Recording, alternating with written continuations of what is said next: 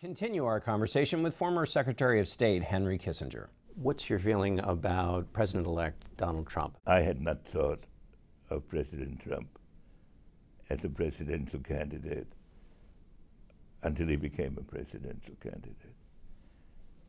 And in the first appearances, I thought it was a transitory phenomenon. But I give him huge credit for having analyzed an aspect of the American situation, developed a strategy, carry it out against his leadership of his own party, and prevailing. Now his challenge is to apply that same skill to the international situation.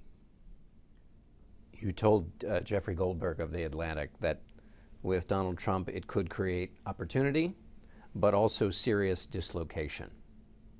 What's your assessment now of that? Donald Trump is a phenomenon that foreign countries haven't seen. So it is a shocking experience to them that he came into office. At the same time, extraordinary opportunity.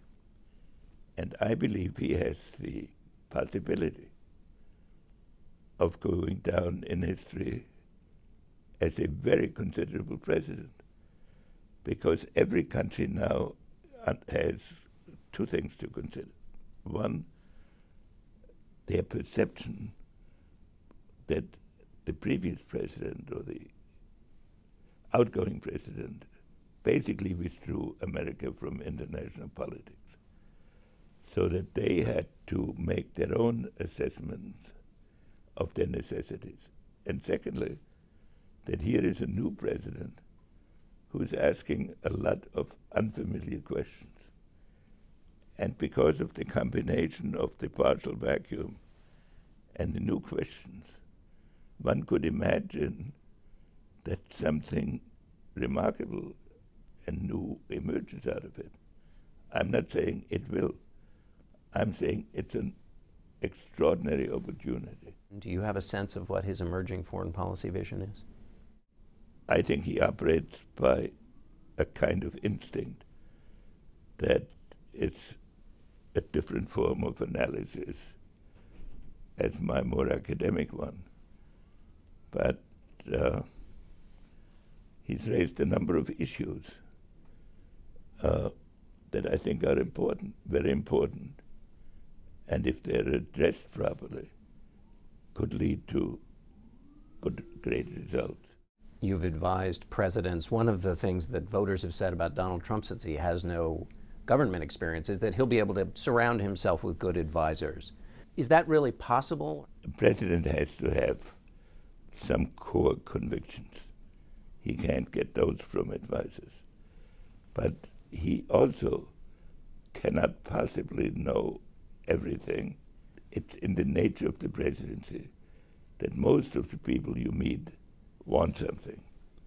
So to get objective advice is hard, but that depends very much on the personality of the president.